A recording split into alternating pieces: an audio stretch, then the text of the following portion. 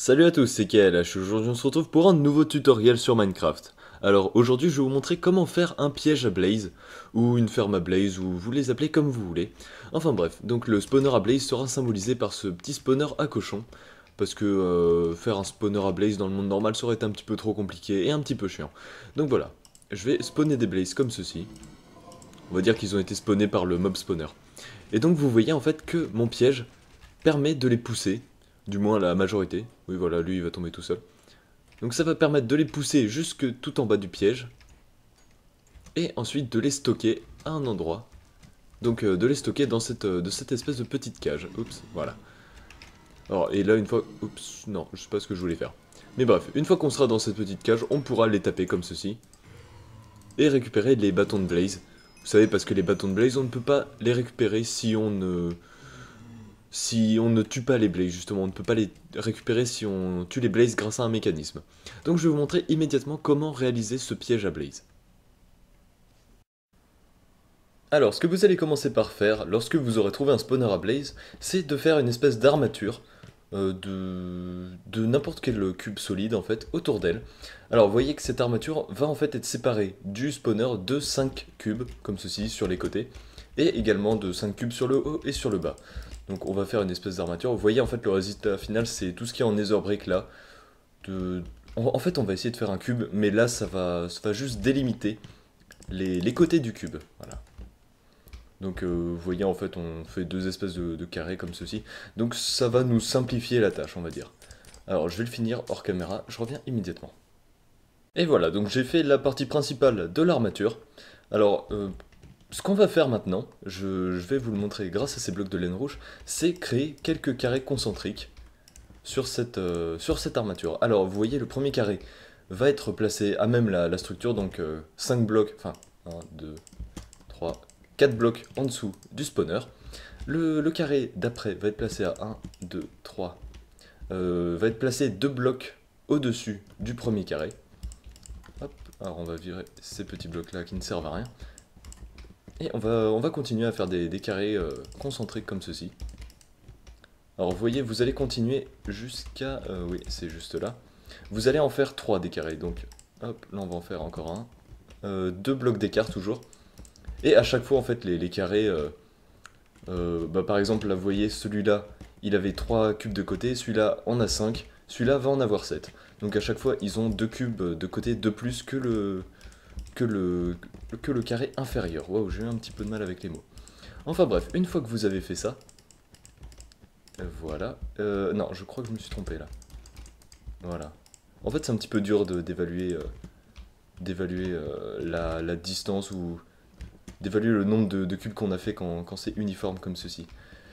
Oui, parce que la laine rouge, je considère ça comme relativement uniforme comme bloc. Enfin bref, c'est pas important. Donc vous allez enlever le bloc qui est tout en bas ici. Et ce qu'on va faire, maintenant, on va rajouter des blocs que je vais symboliser par ces blocs d'éponge. Là, c'est le premier bloc qui me tombe sous la main.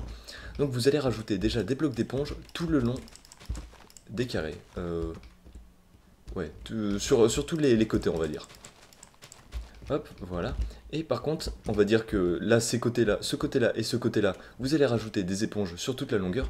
Mais par contre, ce côté-là et le côté juste en face, vous allez en rajouter sur toute la longueur, moins un bloc sur chaque côté. Enfin, vous voyez, on va faire comme ça, à vrai dire. C'est assez difficile à expliquer, mais en gros, avec un schéma, enfin, avec la vidéo, vous devrez pouvoir comprendre. Donc voilà, on va faire ça également sur le carré juste en dessous et sur le carré encore en dessous. Et vous vous demandez sans doute à quoi ça va nous servir. Vous allez le découvrir dans quelques instants. Hop, et voilà, on a presque fini. En fait, techniquement, j'aurais pu remplir tous les côtés avec de l'éponge, mais là, ça va être beaucoup plus simple, parce qu'on va devoir placer des repeaters sur tous les blocs qu'on a placés. Et justement, si on avait placé un bloc ici, ça aurait été inutile de mettre un repeater là. Vous allez comprendre dans quelques temps, on va dire. Mais bon, on va placer des repeaters partout, sur toutes les éponges. Voilà, donc je vais faire juste pour cet étage. Ensuite, on va placer d'autres blocs en face des repeaters. Donc là, je vais le faire avec des blocs d'acier. Voilà. On va le faire sur, en face de tous les repeaters, évidemment. Donc évidemment, on le fera aussi sur les blocs juste en dessous, enfin sur les carrés juste en dessous. Mais là, j'ai juste pas envie de le faire parce que ça fait perdre du temps. Voilà. Et oui, au fait, les repeaters sont au premier cran, hein. Hop. Premier cran pour tous les repeaters. Vous allez comprendre pourquoi. Et dans quelques temps, encore une fois. Ensuite, vous allez prendre des pistons collants et des plaques de pression. Donc des pistons collants, ouais, c'est très important. Parce qu'on va tous les placer au-dessus des blocs de fer, comme ceci. Voilà. Et ensuite, on va mettre des blocs, évidemment, en face des pistons collants. On va mettre des blocs de... Allez, encore des blocs de laine rouge. Parce que voilà. Parce que c'est un bloc qui me tombe sous la main et j'aime bien cette couleur. Voilà, le rouge, c'est sympathique. Je sais qu'il fait nuit. Je sais qu'il va encore y avoir des gens qui vont se déchaîner dans les commentaires du genre oh, il faut que tu tapes /timed, tout ça. Mais j'ai pas envie de le faire tout de suite. Et voilà. Et ensuite, vous allez poser des plaques de pression sur tous les blocs, on va dire, qui constituent le carré central. Donc, sur tous les carrés concentriques, on va dire, on va poser des plaques de pression. Alors, vous demandez peut-être pourquoi et à quoi ça va servir. Tout simplement à ça. Regardez, je marche sur cette plaque de pression, hop, je suis poussé à l'étage en dessous. Et évidemment, quand on va marcher sur cette plaque de pression, on va être projeté à l'étage en dessous. L'étage en dessous, il y aura également le petit montage, vous savez, avec le repeater, le piston, tout ça. Donc on va être projeté à l'étage encore en dessous. Et ici, on va être projeté dans le trou qui est juste là, qui va nous mener à un endroit où on va probablement mourir. Donc ça peut marcher pour faire un piège à joueurs, ça peut marcher pour faire un piège à zombies ou n'importe quoi, et ça marche surtout pour faire un piège à Blaze. Alors je vais remplir les autres carrés, et oh oui, très important également, on va prendre un autre bloc qui va nous servir à rien, tiens, le bloc de... Non, la terre c'est pas beau. On va prendre un bloc de cobble. Voilà, il faut remplir justement les trous qu'on a fait ici et là. Hop, et hop, parce que sinon...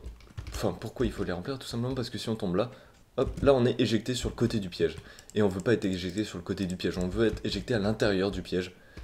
Donc voilà, il faut mieux remplir ces petits trous sur le côté. Comme ça, on n'a plus aucune chance de tomber hors du piège. Alors, vous savez quoi? Je vais remplir justement tous les côtés. Et je vais faire les carrés concentriques et on se retrouve juste après. Et voilà, donc j'ai rempli tous les endroits qui étaient susceptibles de nous faire tomber hors du piège avec de la cobblestone. Et j'ai également rempli on va dire les côtés du piège avec de la cobblestone de nouveau. Je vous conseille également de remplir toute cette partie-là, enfin tout ce qui est entre le mur et le piège en lui-même avec de la cobblestone, histoire que les blazes ne puissent pas spawner en dehors du piège lui-même. Et voilà, on va dire que le piège sera à peu près fonctionnel. Enfin, la partie regroupement des blazes à un seul endroit sera fonctionnelle. Donc vous voyez ici, il y a un monstre qui tombe, donc on va prendre, hop, ceci. Ah, oui, si je suis en peaceful, ça marche pas, c'est sûr. Hop. Voilà. Vous voyez que le blaze, là, une fois qu'il aura commencé à marcher sur les plaques de pression, il va tomber tout au fond. Et il va pas mourir dans notre souffrance, justement. Donc je vais vous montrer comment le faire mourir dans notre souffrance. Alors c'est très simple, là j'ai fait disparaître en mettant en mode peaceful en fait, parce que j'avais pas envie de m'emmerder. Alors, hop, je vais juste casser ça. Voilà, donc... voilà, donc c'est exactement ce que je voulais vous montrer. Alors, wow, j'ai eu un vieux lag. Donc alors, une fois que le blaze tombera ici, il va tomber sur une plaque de pression. Alors cette plaque de pression, quand on appuie dessus, hop, oups, pardon, je voulais pas faire ça. Donc ça va nous permettre d'activer un repeater, qui va activer ce piston-là, qui va nous pousser. Donc ça c'est le même système qu'au-dessus on va dire. Et de plus, marcher sur cette plaque de pression va activer cet inverseur qui va lui désactiver les deux pistons collants qui sont là. Alors ces deux pistons collants tirent ces deux blocs, ce qui nous permet de faire un trou. Et lorsque ce trou est formé, on va dire... Oh, attendez, j'avais même pas besoin de casser. Hop, on va marcher sur la plaque de pression. Voilà.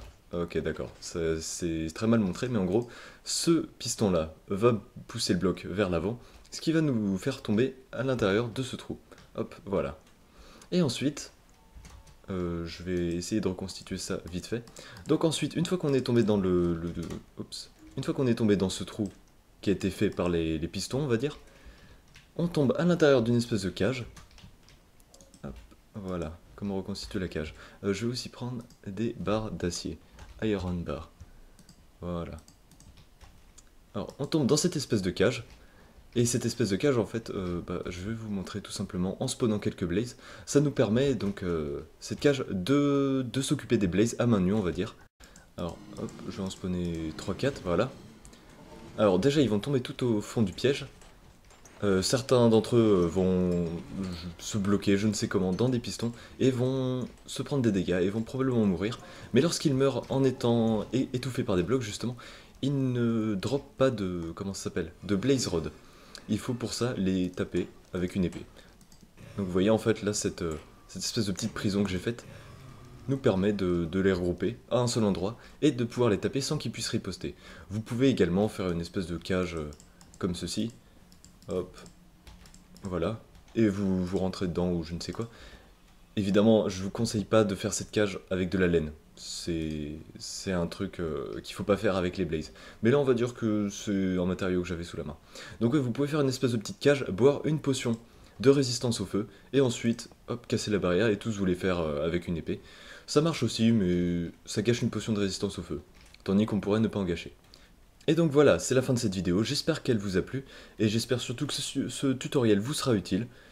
Ce que je vais faire, je vais mettre la map qui est uploadée, on va dire, sur internet à jour, comme ça vous pourrez voir comment faire ce piège plus en détail, tout simplement. Ce sera beaucoup plus pratique, et ouais, comme ça si vous n'avez pas bien compris la vidéo ou n'importe quoi, bah ça vous permettra de mieux comprendre. Donc voilà, c'est la fin de cette vidéo, j'espère qu'elle vous a plu, c'était KLH.